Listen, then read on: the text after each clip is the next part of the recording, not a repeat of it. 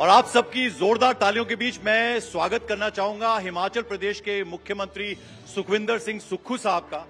यहां आना था उन्हें हमारे मंच पे, लेकिन कुछ व्यस्तता उनकी रही, तो इसलिए शिमला से सीधे हमारे साथ जुड़ रहे हैं। सुक्खू साहब, बहुत बहुत स्वागत आपका न्यूज 18 इंडिया की चौपाल पर। सुक्खू साहब, देखिए, सबसे पहले तो मैं आपसे जानना चाहूंगा, देखिए इससे पहले कि हम कुछ और बात करें, सबसे पहले तो जरा ये बताइए कि अब तक का जो कार्यकाल रहा है उसकी शुरुआत से लेकर अब तक क्या क्या आपके अनुभव रहे, क्या क्या एक्सपीरियंसेस रहे। बहुत सारी त्रासदियां हिमाचल ने झेली और भी बहुत सारे संकट आए, लेकिन आपने उन हर संकट से पार किया। तो ये जो अब तक का आपका कार्यकाल रहा है, जरा उसका लेखा जोखा अगर संक्षेप में आप हमें बता दें तो।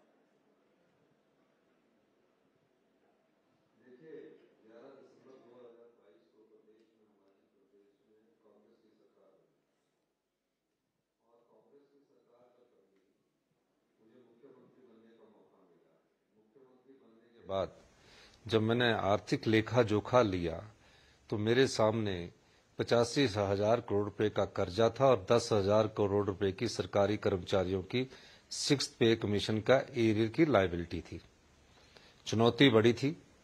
मैं धन्यवाद करना चाहूंगा अपने सरकारी कर्मचारी अधिकारियों का। जो हमने रिफॉर्म्स किए उससे एक साल में 20% का अर्थव्यवस्था में सुधार हुआ और दूसरे बजट में उसकी झलक नजर आई और 2200 करोड़ रुपया जो था वो हमारी राजस्व में आया। और मुझे आज खुशी है कि प्रदेश जो है वो इस आर्थिक संकट को पार करके आर्थिक अनुशासन की तरफ बढ़ा है और हम हिमाचल प्रदेश के 2027 तक जो हमने अपने विजन डॉक्यूमेंट में कहा है कि हिंदुस्तान के सबसे समृद्धशाली और आत्मनिर्भर राज्य होंगे और 2032 में सबसे अमीर राज्य के रूप में जाने जाएंगे, उन नीतियों ने अपना स्वरूप दिखाना शुरू कर दिया है। और मुझे खुशी है कि हिमाचल प्रदेश में जहां आपदा आई, आपदा का हमने चुनौती से सामना किया, आपदा की लड़ाई को वर्ल्ड बैंक ने हमारी प्रशंसा की, नीति आयोग ने हमारी प्रशंसा की, भारतीय जनता पार्टी के पूर्व मुख्यमंत्री शांता कुमार जी ने हमारी प्रशंसा की। लेकिन आपदा के बाद जो रिकंस्ट्रक्शन के लिए हिमाचल प्रदेश को पीडीए ने होता है भारत सरकार के, जो टैक्सेस का एक शेयर जब आपदा आती है तो उसके बाद उस प्रदेश को बनाने के लिए रखा होता है, उस शेयर का 9300 करोड़ रुपया एक साल आपदा बीत जाने के बाद भी हिमाचल प्रदेश की सरकार को अभी तक नहीं मिला है।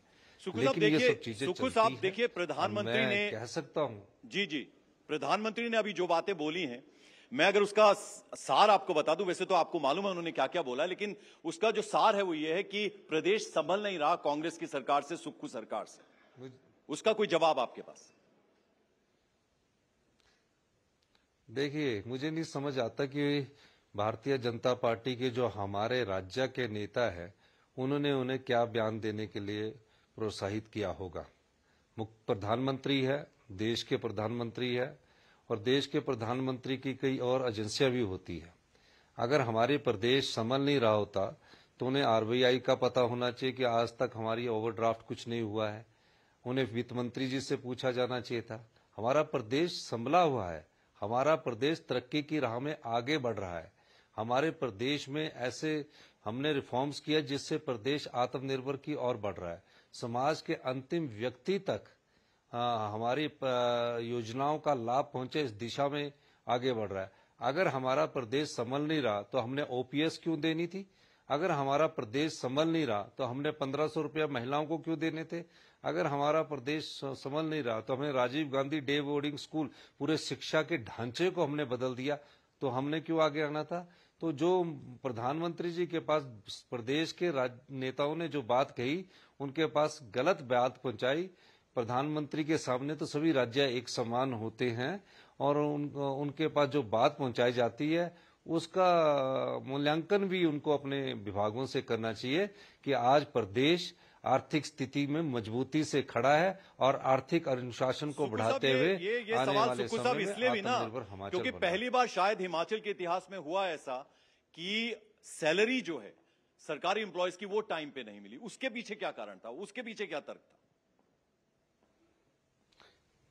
देखिए, आपको भी यही पता है, आप भी अधूरी जानकारी प्राप्त कर रहे हैं। मैं ये कहना चाहता हूं कि सरकार के दो भाग होते हैं। एक में कारपोरेशन जैसे बिजली बोर्ड आता है, पोल्यूशन कंट्रोल बोर्ड आता है, 25 विभाग होते हैं जिसमें 40,000 कर्मचारियों को पहली तारीख को कारपोरेशन बोर्ड्स के अधिकारियों को पहली तारीख को तनख्वाह मिल गई, सैलरी मिल गई।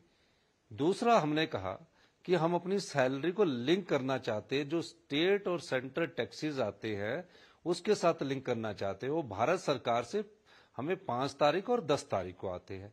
हमने सैलरी का नया फार्मूला निकाला और 5 तारीख को लोन ना लेकर हमने जो टैक्सेस होते हैं उससे सैलरी दी, और पेंशन हमने 10 तारीख को जो हमारी ग्रांट आती है उससे हमने उसको दिया है। तो ये चीज कहना कि सैलरी नहीं मिली, 4 दिन के बाद भी तो सैलरी मिल रही है, वो एक फिजिकल डिसिप्लिन था, आर्थिक अनुशासन था। जिस आर्थिक अर्थव्यवस्था को हमने पार किया है उसके बाद हमें अनुशासित होकर समृद्धशाली आत्मनिर्भर हिमाचल की नींव रखनी थी, तो उसमें कोई दो राय नहीं है। उसमें सबसे पहले हमने कहा कि नैतिकता का पाठ जो लोग सरकार में होते हैं उनको पढ़ाना चाहिए। तो हमने अपनी सैलरी को 2 महीने के लिए डिले किया, क्योंकि उन और सरकारी कर्मचारियों की सैलरी को 4 दिन के लिए डिले किया। अच्छा सुखू साहब, ये बताइए मुझे, सुखू साहब जरा ये बताइए मुझे, आरबीआई से हमारी जी मैं आपको पहले बताना चाहता हूं कि ये 4 दिन का क्या फायदा हो। जो सारे भारत सरकार में जितने भी प्रदेश है उनके पास सेंट्रल स्टेट टैक्सेस का शेयर आता है 10 तारीख को पूरे देश में जी, और जो आरडीजी मिलती है वो आती है 5 तारीख को। इन 4 दिन में हमने 3 करोड़ रुपए का जो लोन का इंटरेस्ट था वो नहीं उठाया। हमारे अगर एक महीने में 3 करोड़ बचते हैं और साल में 36 करोड़ बचते हैं, और सरकारी कर्मचारी ने कोई आवाज नहीं उठाई है। 4 दिन के बाद 5 दिन उन्होंने खुद किया। ये पता नहीं कि बीजेपी के जो राजनीतिक दल के नेता इस प्रकार की बातें कर रहे थे। और एक टीवी चैनल ने तो पूरी अर्थव्यवस्था का खंगाल कर ये भी नहीं जाना कि पहले पूछ तो लीजिए कभी ओवरड्राफ्ट। इसीलिए सीएम साहब, इसीलिए हमने आपको आमंत्रित किया है। हम चाहेंगे कि जो सच्चाई है वो हमारे दर्शकों तक पहुंचे। देखिए पूरा देश इस वक्त आपको सुन रहा है। आपसे मैं ये समझना चाहूंगा कि केंद्र की तरफ से जो मदद चाहिए थी जब आपदा आई थी हिमाचल के ऊपर, या फिर जो अलॉटेड बजट होता है, देखिए वो तो हर सरकार जो राज्य को जितना मिलना होता है तो मिलता ही है। उसमें भले ही डबल इंजन की सरकार हो जैसा कि बीजेपी की जब सरकार थी, तो क्या उससे अतिरिक्त कोई फायदा मिलता था उस सरकार को जो आपको नहीं मिल रहा, उससे आपको वंचित रखा जा रहा है? ये जरा समझाइए। नहीं, इसमें आपको दो चीजें समझनी है। एक जो है, जो आपदा आई है, एक आपदा के समय मदद होती है।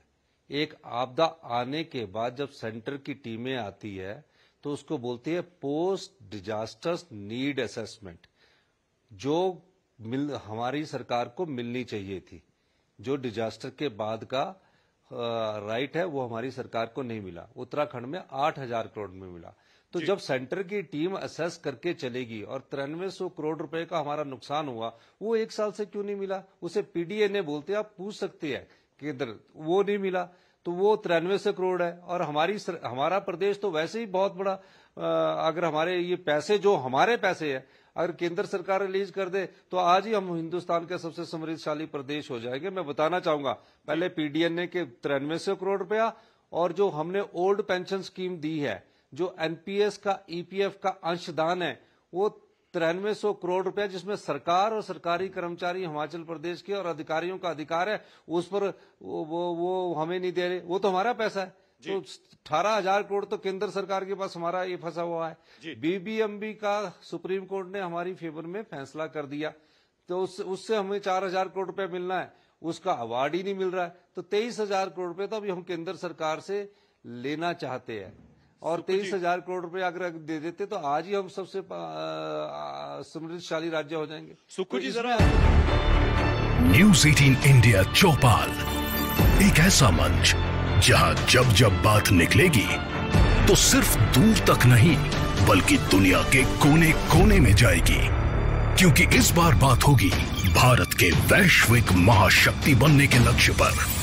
सरकार, समाज, सेलिब्रिटी और स्पोर्ट्स स्टार्स के साथ न्यूज़ 18 इंडिया चौपाल देखिए सिर्फ न्यूज़ 18 इंडिया पर।